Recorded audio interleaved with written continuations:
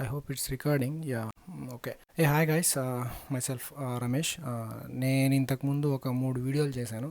Andhra Pradesh standard schedule of రేట్స్కి సంబంధించి ఏపీఎస్ఎస్ఆర్లో like rates ఎలా చూడాలి, దాన్ని బేస్ చేసుకొని మనం డిఫరెంట్ ఐటమ్స్, సీనరీస్ అవ్వచ్చు, జిఎస్టీస్ అవ్వచ్చు, లేబర్ ఛార్జెస్ అవ్వచ్చు, అంటే ఎనీథింగ్ రిలేటెడ్ టు బిల్డింగ్ ఎస్టిమేషన్కి సంబంధించి నేను ఒక 3 వీడియోలు చేశాను. అంటే లైక్ ఇన్డెప్త్గా చేశాను ఎస్ఎస్ఆర్కి సంబంధించి. సో దాన్ని చాలామంది చూశారు and they encouraged a lot and quite a few people have actually requested me to you know do kind of sample estimate. Like ఒకటి శాంపుల్ ఎస్టిమేట్ తీసుకొని బాగా ఎక్స్ప్లెయిన్ చేస్తే, లైక్ దాంట్లో ఏమేమి కాంపోనెంట్స్ ఉంటాయి, ఎలా ఏంటి అనేది ఎక్స్ప్లెయిన్ చేస్తే కొంచెం యూస్ఫుల్గా ఉంటుందని అడిగారు. ఒక శాంపుల్ ఎస్టిమేట్ తీసుకొని దాంట్లో నేను చెప్పిండే కాంపోనెంట్స్ దీంట్లో ఎక్కడెక్కడ వస్తాయి, ఎలా వేయాలి ఎస్టిమేట్స్ అనేది, లైక్ స్క్రాచ్ నుంచి ఎలా వేయాలి అనేది ఈ వీడియోలో I try to explain it. But before that కొన్ని దాంట్లో మనకు బేసిక్ నాలెడ్జ్ అనేది ఇంపార్టెంట్ అనమాట. లైక్ ఒక 3 కాంపోనెంట్స్ చెప్తాను. ఫస్ట్ థింగ్ వచ్చేసి, మనం ఏదైతే ఎస్టిమేట్ వేయాలనుకుంటున్నామో ఆ యొక్క వర్క్ యొక్క టైపు మనకు తెలిసి ఉండాలి అండ్ దాని నేచర్ ఎలాంటి వర్క్, లైక్ కాంక్రీట్ వర్క్ అది, లేదంటే ఐరన్ రిలేటెడ్ వర్కా, లేదంటే ప్రీకాస్ట్కి సంబంధించిన వర్కా, ఇలాంటివి కొన్ని ఉంటాయి టైప్స్. ఎస్పెషలీ నేను దీంట్లో సివిల్ వర్క్కి మాత్రమే కన్స్ట్రైన్ అయి ఉంటాను. మళ్ళీ మెకానికల్కి సంబంధించి, ఎలక్ట్రికల్కి సంబంధించి, మళ్ళీ అవన్నీ డిఫరెంట్ డిపార్ట్మెంట్స్కి దానికి estimate more or less similar procedure, but అది వేరే వదిలేద్దాం. సెకండ్ థింగ్ వచ్చేసి మీకు మైక్రోసాఫ్ట్ ఎక్సెల్. ఇది pillar of the estimation preparation అనమాట. లైక్ ఇది రాకుంటే మీరు ఎస్టిమేషన్ బేసిక్గా ఏం చేయలేరు. So advance level of Excel కొంతవరకు రిక్వైర్డ్ అవుతుంది. లైక్ పేజ్ సెటప్ ఎలా చేసుకోవాలి, లింకింగ్ ఎలా ఇచ్చుకోవాలి, అంటే డాక్యుమెంట్ టు డాక్యుమెంట్ లింకింగ్ ఉంటాయి దాంట్లో, మళ్ళీ షీట్ నుంచి షీట్ లింకింగ్స్ ఉంటాయి, ఫార్ములాస్ ఎలా యూజ్ చేసుకోవాలి, కొన్ని లెవెల్ ఆఫ్ ఫీచర్స్ ఇవి వస్తే మీకు ఎస్టిమేట్ వేయడం చాలా ఈజీ అయిపోద్ది. ఎక్సెల్ అయిన తర్వాత థర్డ్ థింగ్ వచ్చేసి మనం ఏదైతే వర్క్ ఎస్టిమేట్ వేయాలనుకుంటున్నామో ఆ వర్క్కి సంబంధించి మనకు ఫీల్డ్ లెవెల్ ఆఫ్ ఎక్స్పీరియన్స్ ఉండాలి. ఫీల్డ్ ఎక్స్పీరియన్స్ ఉంటే మీకేమవుతుందంటే లైక్ ఫోర్కాస్టింగ్ ఈజీ, లైక్ అవగాహన చేయొచ్చు. ఈ వర్క్ అలా చేయకుండా ఇలా చేయొచ్చు, అలా చేయొచ్చు అంటే మనం ఎస్టిమేషన్ వేస్తాం ఒక వర్క్కి. అది వేసిన తర్వాత మళ్ళీ మధ్యలో మనం మార్చుతాం. మీకు ఆల్రెడీ ప్రాక్టికల్గా దాని గురించి అవగాహన ఉంటే ఓకే, ఇక్కడ డీవియేషన్ అవుతుంది మన ప్రాజెక్ట్ డీవియేషన్ అవుతుందంటే దీనికి సంబంధించినవి మనం ఒక ఎస్టిమేషన్లో లేవు, దీనికి కూడా మనం సపరేట్ ఎస్టిమేషన్ వేసుకోవాలనుకుంటే అప్పుడు మళ్ళీ మనం ఫస్ట్ వచ్చి ఈ ఆల్రెడీ చేసిన ఎస్టిమేట్లో ఎలా ఇంక్లూడ్ చేస్తాము దాని ఎక్స్ట్రా కాంపోనెంట్స్ని, దాన్ని ఎలా దీంట్లో ఇన్కార్పొరేట్ చేసి మళ్ళీ ఫస్ట్ నుంచి అంతా మిస్ చేసుకోకుండా ఎలా చేయగలము. సో ఇలాంటివన్నీ ఉండాలంటే మీకు ప్రాక్టికల్గా ఆ వర్క్కి సంబంధించి ఫీల్డ్ ఎక్స్పీరియన్స్ ఉండాలి. ఓకే, ఈ 3 బేసిక్గా రావాలి. సివిల్ వర్క్కి సంబంధించి కొన్ని వర్క్స్ చెప్తాను నేను రాసుకునేవి, like dams, tunnels, water tanks, pipelines, buildings, different types of roads, culverts, bridges and borewells, ఇది కూడా దీంట్లోకి వస్తుంది సివిల్ వర్క్లోకి. అండ్ ఫెన్సింగ్, కాంపౌండ్ వాల్స్, ఇలాంటివన్నీ బేసికల్గా సేమ్ ప్రొసీజర్ ఫాలో అవుతారు. ఇప్పుడు నేను చెప్పిన వర్క్స్ మోర్ ఆర్ లెస్ ఇవి సిమిలర్ కైండ్ ఆఫ్ ప్రొసీజర్ని ఫాలో అవుతారు. Will get into the video. Okay, ఇది ఒక శాంపుల్ ఎస్టిమేట్. దీన్ని చూస్తే మనకు కింద ట్యాబ్స్ చూడొచ్చు, చాలా ట్యాబ్స్ ఉన్నాయి. ఇది వచ్చేసి బిల్డింగ్ ఎస్టిమేట్ అనమాట. బిల్డింగ్ సంబంధించిన sample estimate depends upon our requirement బట్టి మనం ట్యాబ్స్ ప్రిపేర్ చేసుకుంటాము, అంతే లైక్ షీట్స్ అనేవి పెట్టుకుంటాము. బట్ ప్రైమరీగా ఎనీ బిల్డింగ్ అవ్వచ్చు, ఎనీ అదర్ సివిల్ వర్క్ అవ్వచ్చు, కొన్ని బేస్ ఉంటాయి షీట్స్, అవి నేను చెప్తాను. దాని నుంచినే అరైవ్ చేసుకుంటూ ప్రతి రేట్ని ఇంకా మల్టిపుల్ షీట్స్ని జనరేట్ చేసుకుంటూ వెళ్తారు. ఫస్ట్ మనకు బిల్డింగ్లో ఫస్ట్ స్టార్ట్ అయ్యేది కన్వేయన్స్ షీట్ ఇక్కడ నుంచి స్టార్ట్ అవుతుంది. దీని నెక్స్ట్ స్టేజ్ అక్కడ నుంచి లీడ్ స్టేట్మెంట్, ఇక్కడ కొన్ని రేట్స్ వస్తాయి. దీని తర్వాత ఈ రేట్ తీసుకెళ్ళి మనం డేటా షీట్లో పెడతాం. డేటా ఇక్కడ నుంచి తీసుకెళ్ళి మనకి ఏదైతే ఎస్టిమేట్ ఉందో మెయిన్ ఎస్టిమేట్ అంటారు. ప్రతి ఒక్కటి నేను చూపిస్తాను, బట్ ఫ్లో చెప్తున్నా, చార్ట్స్ ఎక్కడెక్కడి నుంచి ఎక్కడెక్కడికి వెళ్తుందని. ఈ ఎస్టిమేట్ నుంచి వస్తుంది. ఇక్కడ వచ్చేసి మనకు ఓవరాల్గా ఈ ప్రాజెక్ట్కి సంబంధించి ఎంత అమౌంట్ అవుతుంది అనేసి. ఈ ఎస్టిమేట్ నుంచి మళ్ళీ ఎక్కడికి పోతుందంటే దీని నుంచి మనం మెటీరియల్ క్యాలిక్యులేట్ చేసుకుంటూ వెళ్తాం. క్యాల్కులేషన్ చేసుకోవచ్చు. ఈ సీనియర్ ఏజ్ ఛార్జెస్ ఈ క్యాల్కులేషన్ అవ్వచ్చు. దీన్ని బేస్ చేసుకునే జిఎస్టీ క్యాల్కులేషన్ చేస్తారు. ఇంకా నెక్స్ట్ కొన్ని గవర్నమెంట్కి సంబంధించిన వర్క్స్ అయితే ఈ ఎస్టిమేట్ని బేస్ చేసుకునే ఇన్పుట్ డేటా షీట్స్ని తయారు చేస్తారు. అండ్ ఇదే ఎస్టిమేట్తోనే మన అబ్స్ట్రాక్ట్ తయారు చేస్తారు. ఇది ఓవరాల్ ఎస్టిమేట్ అనమాట. సో దీని తర్వాత దీంట్లోనే సబ్ ఎస్టిమేట్స్ కూడా వస్తాయి. ఫర్ ఎగ్జాంపుల్ నేను ఇప్పుడు బిల్డింగ్కి సంబంధించి మాట్లాడుతున్నాను కాబట్టి ఈ బిల్డింగ్ వర్క్స్లో సబ్ ఎస్టిమేట్స్ ఏమేమి వస్తాయో చూపిస్తాను. వాటర్ సప్లై ఆర్ శానిటరీ ఈ డేటా వస్తుంది. ఆ డేటా నుంచి శానిటరీకి సంబంధించిన ఎస్టిమేట్ చేస్తారు. ఓకే, అలాగే ఎలక్ట్రికల్ డేటా ఒకటి ఉంటుంది. ఆ ఎలక్ట్రికల్ డేటా నుంచి ఎలక్ట్రికల్కి సంబంధించిన ఎస్టిమేట్ ఇది ప్రతిదీ చూపిస్తాను. బేసిక్గా మనకు ఉండేది ఫస్ట్ కన్వేయన్స్, అక్కడ నుంచి రేట్స్ అరైవ్ చేసుకుని లీడ్ స్టేట్మెంట్లో ఆల్మోస్ట్ అన్ని రేట్స్ దీంట్లో ఫైనలైజ్ అయిపోతాయి. ఆ రేట్స్ తీసుకెళ్ళి మనం డేటా కడతాము. నెక్స్ట్ ఆ డేటా యూజ్ చేసుకుని ఎస్టిమేట్ ప్రిపేర్ చేసేస్తాం. ఓకే, ఇది ఫ్లో అనమాట. ఒకసారి శాంపుల్ ఎస్టిమేట్ చూద్దాం ఎలా ఉందో. ఇది చూసుకుంటే ఎస్ఎస్ఆర్ 2019 అండ్ 2020కి సంబంధించిండేది ఎస్టిమేట్, బిల్డింగ్ ఎస్టిమేట్. ఫస్ట్ నేను ఎక్కడి నుంచి చెప్పానంటే కన్వేయన్స్. ఫస్ట్ ఎస్టిమేట్ అనేది స్టార్ట్ అయ్యేదే కన్వేయన్స్ ఛార్జెస్ నుంచి స్టార్ట్ అవుతుంది. కన్వేయన్స్ ఛార్జెస్ అంటే దీన్ని ఎలా క్యాలిక్యులేట్ చేయాలి, ఎలా చూడాలి అనేది నేను ప్రీవియస్ వీడియోలో చెప్పాను. అవి మొత్తం ప్లేలిస్ట్లో కానీ ఇక్కడ ఐ కార్డ్లో టాప్ రైట్స్ కార్నర్ ప్లేస్ చేస్తాను, చూడండి. ప్రతి కిలోమీటర్కి దాని రేట్స్ ఎలా చేంజ్ అవుతున్నాయి అనేది మొత్తం లీడ్ రాసుకుంటారు. అప్రాక్సిమేట్లీ ఒక 120 కిలోమీటర్స్ వరకు రాసుకున్నారు. అట్లా 150 కిలోమీటర్ వరకు అట్లా రాసుకొని పెట్టుకుంటారు. ఇది షీట్ ఎక్సెల్లో ఇలా ఉంటుంది, ఫార్మాట్ పెట్టుకున్నారా. దీని నుంచి మన నెక్స్ట్ ఫ్లో చార్ట్ ఎక్కడికి ఉంది, లీడ్ స్టేట్మెంట్ ఉంది. ఇక్కడ లీడ్ స్టేట్మెంట్ తీసుకోవచ్చు. ఇక్కడ నేమ్ ఆఫ్ ది వర్క్ ఉంటుంది. వర్క్ ఫర్ ఎగ్జాంపుల్ నేను 40 mm మెటల్ తీసుకుందాం. ఈ లీడ్ స్టేట్మెంట్లో నేను ఎక్కడి నుంచి తీసుకొస్తాను, ఫర్ ఎగ్జాంపుల్ దాని లొకేషన్ పేరు రాశాను. ఆ లీడ్ వచ్చేసి నాకు 24 కిలోమీటర్ల దగ్గర నుంచి తీసుకొస్తున్నా. ఈ 24 కిలోమీటర్లకి ఇనిషియల్ కాస్ట్ ఇది వచ్చేసి ఎక్కడి నుంచి వస్తుందంటే 608 అనేది ఎస్ఎస్ఆర్ని చూస్తే దాంట్లో వస్తుంది. ఇనిషియల్ కాస్ట్ అనేది దాంట్లో ఉంటుంది. ఇది వచ్చేసి R&B దాంట్లో ఉంటుంది ఈ రేటు. ఒకసారి చూసుకోవచ్చు అది ఎలా అనేది. ఈ మెటల్ ఫస్ట్ ఇనిషియల్ కాస్ట్ ఇంత ఉంది. దీనికి చాలా అదర్ ఛార్జెస్ కూడా యాడ్ అవుతాయి. ఏది నేను ఇంతకుముందు చూపించిన కన్వేయన్స్ ఛార్జెస్ ఇక్కడ యాడ్ అయింది. అండ్ రిమైనింగ్ 2 ఉన్నాయి ఇక్కడ. ఇవేంటంటే blasting and machine mixing charges.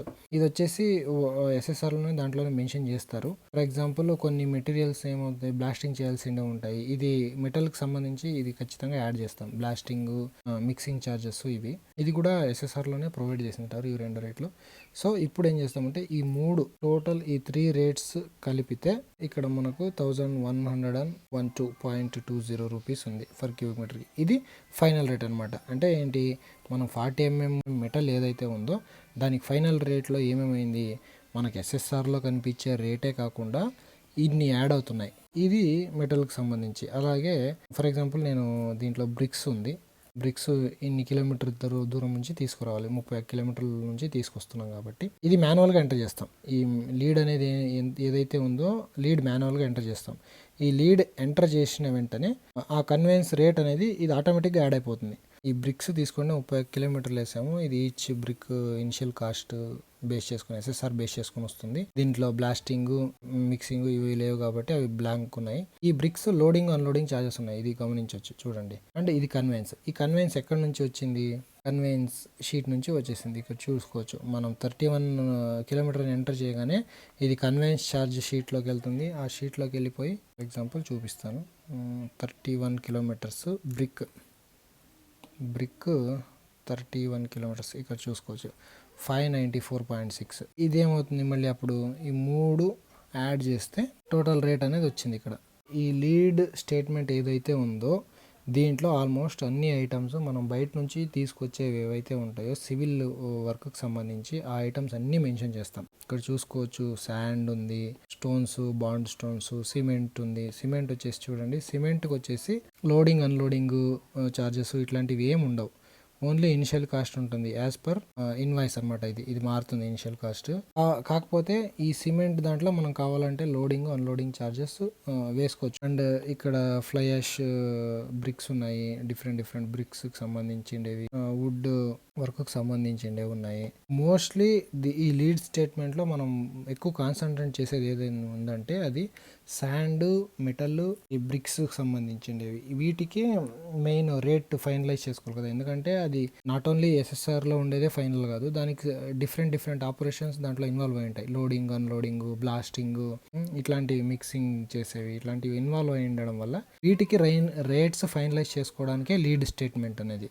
Otherwise కొన్ని ఇన్వాయిస్ నుంచి తెచ్చే ఉంటాయి. ఇప్పుడు ఫర్ ఎగ్జాంపుల్ మా ఇంటికి డోర్ పెట్టాలనుకో, ఆ డోర్ అనేది అది కూడా వేరే చోటు నుంచే తెస్తాం, బట్ అది ఇన్వాయిస్ వేసే బిల్ అనమాట. ఇన్వాయిస్ ఇన్ ద సెన్స్ దానికి వాడే ట్రాన్స్పోర్టేషన్ అంతా ఇస్తాడు కంపెనీ వాడు, యూనో దానికి సపరేట్ బిల్ వేస్తాడు, అది బేస్డ్ ఆన్ ఇన్వాయిస్తో అది వచ్చేస్తుంది. సో అలాంటివన్నీ మనకు డేటాలో చూపిస్తాను. ఇక్కడ లీడ్ స్టేట్మెంట్ అర్థమైంది అనుకుంటాను. దీంట్లో రేట్స్ ఫైనలైజ్ అవుతాయి.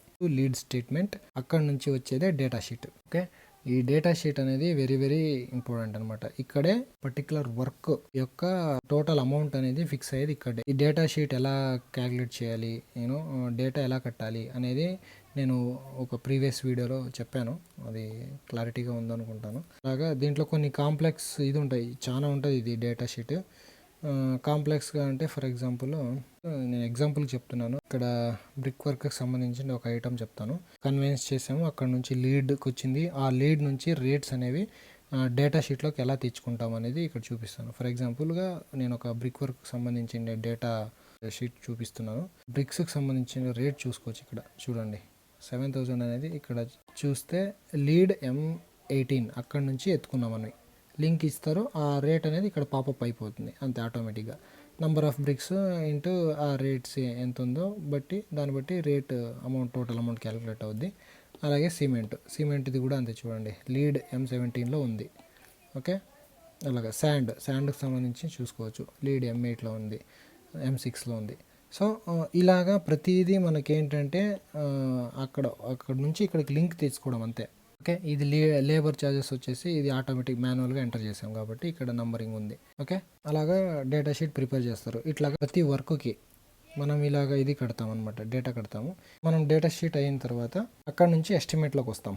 ఈ శాంపిల్ ఎస్టిమేట్ అనేది నేను మీకు లింక్ ద్వారా ఇస్తాను, ఒకసారి తీసుకొని డౌన్లోడ్ చేసుకొని చదువుకోండి ఏమేమి ఐటమ్స్ ఉన్నాయి. ఇదంతా అర్థం అవ్వాలంటే ఒక వీడియోలో అయితే ఇది అర్థం కాదు, ఏమంటే జస్ట్ ఓవర్ వ్యూ కోసం నేను ఇదంతా చూపిస్తున్నాను. బట్ దీంట్లో చాలా ఐటమ్స్ ఉంటాయి. ఒక బిల్డింగ్ ఇల్లు కట్టాలంటే చాలా మెటీరియల్ అనేది ఇన్వాల్వ్ అయి ఉంటుంది. దానిది మనం ఎక్స్పీరియన్స్ అంటే ఎన్ని ప్రాక్టీస్ చేస్తామంటే ఈ ఎస్టిమేట్ అనేది అవి దాని పేర్లు అనేవి మనకు ఫెమిలియారిటీ అవుతా వెళ్తాం అనమాట.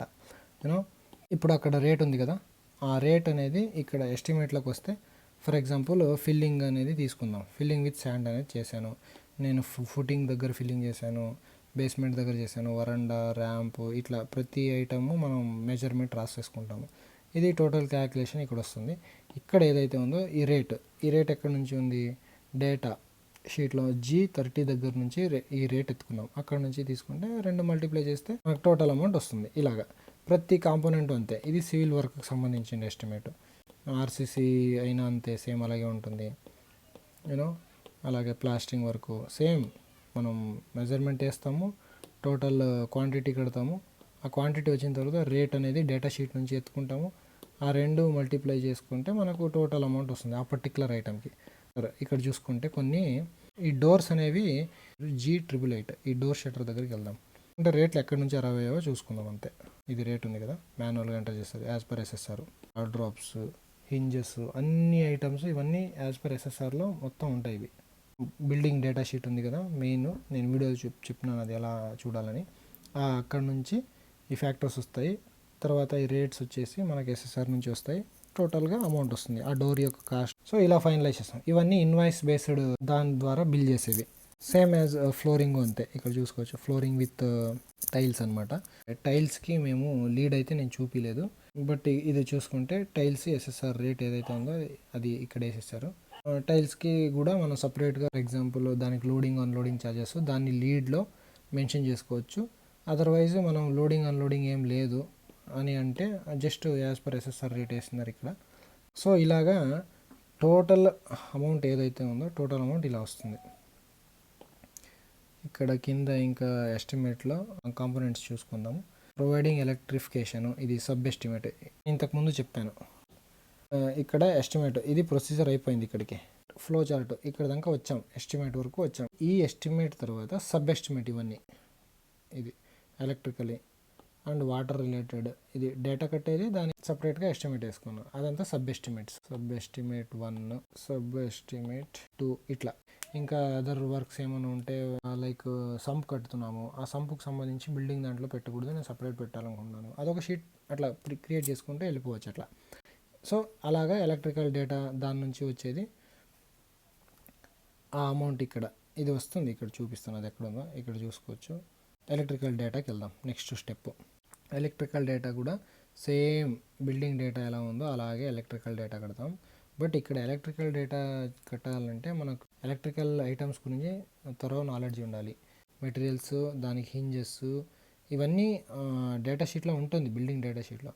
బట్ మనకు ఐడియా ఉండాలి. క్లాంప్స్ ఉంటాయి, ఇక్కడ 2 నెంబర్స్ వాడుతున్నామని అర్థం.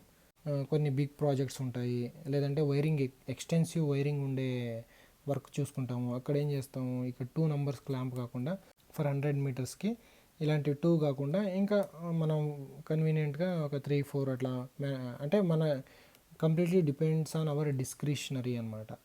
అలాంటి సిచ్యువేషన్లో ఉన్నప్పుడు మనకు ఇది యూ లింక్ అంటే ఎలా ఉంటుంది, ఎలా వాడతాం, ఎక్కడ వాడతాం, అవన్నీ తెలిస్తే మార్చుకునేదానికి మనకు బాగా కాన్ఫిడెంట్గా ఉంటుంది. వైరింగ్, ఫ్రేము, సంథింగ్ ఇక్కడ ఏమైనా ఐటమ్స్ మనం చెప్పగానే వాటిని విజువలైజ్ చేసుకునేంత ఇది ఉండాలి మనకు. ఓకే, అంత ఎక్స్పీరియన్స్ ఉండాలి. సో దీన్ని బేస్ చేసుకొని డేటా కడతారు, ఎలక్ట్రికల్ డేటా. ఈ డేటా నుంచి ఎలక్ట్రిఫికేషన్ ఇక్కడ చూసుకుంటే ఈ రేట్ ఎక్కడి నుంచి వచ్చింది, ఎలక్ట్రికల్ డేటా నుంచి వచ్చింది.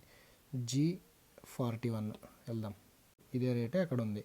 ఇది ఏంటంటే ఇవన్నీ ఐటమ్స్ కలగలిపి వచ్చిండేది ఇది రేటు. సో టోటల్ అమౌంట్ ఇలాగా electrical. Same water supply data, water సప్లైలో ఏముంటుంది, ఏమైనా ప్లంబింగ్ ఐటమ్స్ ఉంటాయి, టాయిలెట్కి సంబంధించి ఉంటాయి కదా, ఫిట్టింగ్స్, యూరినల్స్, వాష్ బేసిన్స్, వీటి ఫిట్టింగ్ సంబంధించిన డేటా, అండ్ సెప్టిక్ ట్యాంక్స్, దాని రిలేటెడ్ ఇవన్నీ ఐటమ్స్ దీంట్లో కవర్ అవుతాయి డేటా. దాన్ని బేస్ చేసుకొని ఎస్టిమేట్ ప్రిపేర్ చేసుకుంటాం. నెక్స్ట్ మెయిన్ ఉండేది ఇక్కడ నుంచి మనం మెయిన్ కొన్ని కాంపోనెంట్స్ వస్తాయి. ఈ సీనరీస్ ఛార్జెస్ అండ్ ఈ మెటీరియల్ క్యాలిక్యులేషన్, జిఎస్టీ, ఇవి ప్రైమరీగా మెయిన్ ఇంపార్టెంట్. ఇంకా డిఫరెంట్ ఎనీ ఉన్నాయి, ఈ అబ్స్ట్రాక్ట్స్ అవ్వచ్చు, ఇన్పుట్ డేటా షీట్ అనేది, ఇవన్నీ టైం టు టైం మారుతూ ఉంటాయి. ఇది ఓన్లీ అప్లికబుల్, ఈ అబ్స్ట్రాక్ట్ అవ్వచ్చు, ఇన్పుట్, ఇలాంటివన్నీ గవర్నమెంట్ వర్క్స్కి మాత్రం అప్లికబుల్. ఇప్పుడు నేను చెప్పిన ప్రొసీజర్ అంతా ఎనీ ప్రైవేట్ బిల్డింగ్స్కి ఎస్టిమేట్ చేయడానికైనా దానికైనా అన్నిటికీ ఇదే ప్రొసీజర్ ఫాలో అవుతారు. గవర్నమెంట్ వర్క్స్కి అయితే కొన్ని అడిషనల్గా కొన్ని షీట్స్ యాడ్ అవుతాయి. దాంట్లో పర్టికులర్ కోడ్స్ ఉంటాయి, ఆ కోడ్స్ బట్టి పర్టికులర్ ఐటమ్స్ రేట్ని అక్కడ మెన్షన్ చేయాల్సి వస్తుంది. ఇట్లాంటివన్నీ ఉంటాయి దాంట్లో. సో అది పక్కన పెడదాం.